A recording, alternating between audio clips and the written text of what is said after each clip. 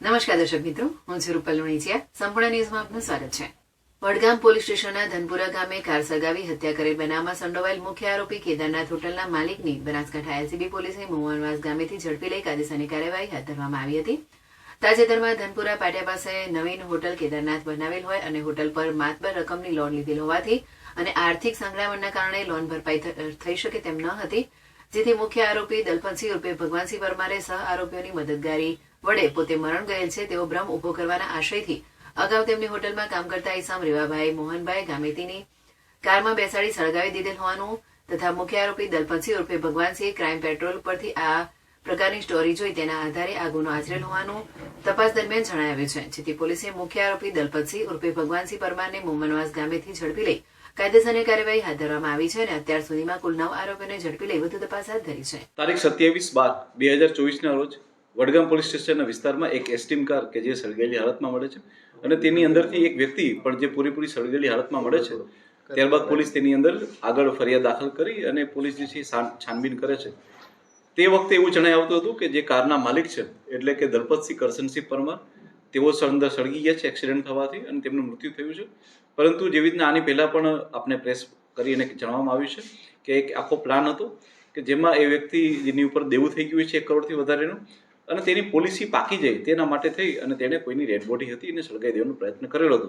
પરંતુ ત્યારબાદ પોલીસે ગણતરીના દિવસોમાં જ આખું એક ષડયંત્ર હતું અને એ લોકોએ અલગ અલગ જગ્યાએથી 2 જેટલી ડેડ બોડી નીકાળેલી હતી. એ ડેડ બોડી કંકાળ હતી જેથી કરીને તેનો યુઝ ના થઈ શકે તેના માટે એક ડેડ બોડીને પાછી મૂકી દે છે અને બીજું એક કંકાળને બાળી દે છે. અને ત્યારબાદ જે છે એક વ્યક્તિ કે જે ત્યાં ચા બનાવવાનું કામ કરતો એવા રેવાભાઈ મોહનભાઈ ગામેતી ઉર્ફે ઠાકોરનું તે લોકોએ હત્યા કરી અને ત્યારબાદ એને સળગાવી દેવાની હકીકત ધ્યાનમાં આવેલી હતી. પરંતુ સાથે સાથે આજે જ્યારે મુખ્ય આરોપી એટલે કે દલપતસિંહ કરશનસિંહ પરમારને બી પોલીસ દ્વારા ગણતરીના દિવસોમાં જ અટકાયત કરવામાં આવી છે. અને કે અટકાયત વખતે જે સૌથી વધુ મુદ્દો જે ઉભરીને બહાર આવે છે તે છે કે એ લાશનું આઈડેન્ટિફિકેશન ન થાય તેના માટે મુખ્ય આરોપી અને તેના સાથીદારો દ્વારા એ વ્યક્તિને જે હોટલ કેદાર છે તેની પાછળ એક 4x4ની ઓરડીમાં લઈ જવામાં આવે છે અને ત્યાં તેના ચહેરાને જ સૌથી પહેલાં બાળી દેવામાં આવે છે ગેસ સ્ટવ ઉપર, જેથી કરીને તેનો ચહેરો જે છે એ દેખાય નહીં અને તેનો પોલિસીનો વીમો જે છે એ મળી શકે. અને ત્યારબાદ એનો ચહેરો બળી જાય છે. ત્યારબાદ જે છે એ આરોપીઓ તેને ફરી પાછો એને એસ્ટીમ કારમાં મૂકે છે અને ત્યારબાદ આખી કારને પણ એ લોકો સળગાવી દે છે. જે દરમિયાન કારને સળગાવતા હોય છે તે દરમિયાન મુખ્ય આરોપી જે દલપતસિંહ છે તેનું પણ પેન્ટ સળગી જતા તેનો પગને પણ ઈજા થાય છે.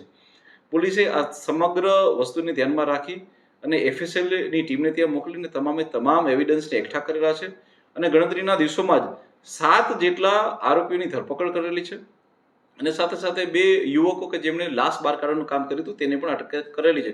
આમ કરીને પોલીસ દ્વારા અત્યાર સુધીમાં કુલ 9 જેટલા આરોપીઓને અટક કરવામાં આવી છે અને સમગ્ર ઘટનાનો પર્દાફાશ કરવામાં આવ્યો છે. Thank you. દલપતસિંહને આ વિચાર ક્યાંથી આવ્યો?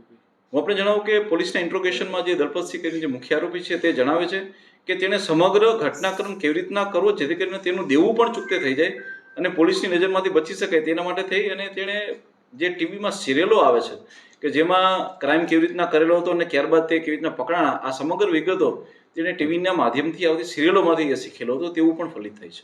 મુખ્ય આરોપી ક્યાંથી પકડાય છે? મુખ્ય આરોપીને આજે પોલીસે હ્યુમન સોર્સ અને ટેકનિકલ સોર્સ દ્વારા આજે પાલનપુરની પાસેની એક ચેકપોસ્ટ દ્વારા ત્યાંથી પકડેલો છે. સાહેબ, તપાસમાં એવું ખુલ્યું છે કે આરોપી ક્યાં ક્યાં ગયો હતો ફરાર થયા? જી બિલકુલ, એ ખુલેલું છે અને આરોપી જે છે એ રાજ્ય બહાર બી ગયો હતો તેમની તપાસમાં ખુલેલું છે અને આજે એમની રિમાન્ડ લઈને હજુ વધારે તપાસ એમાં આગળ વધારવામાં આવશે. સાહેબ, અને જે પોલિસી છે ક્લેમ મંજૂર કરાવવાનો હતો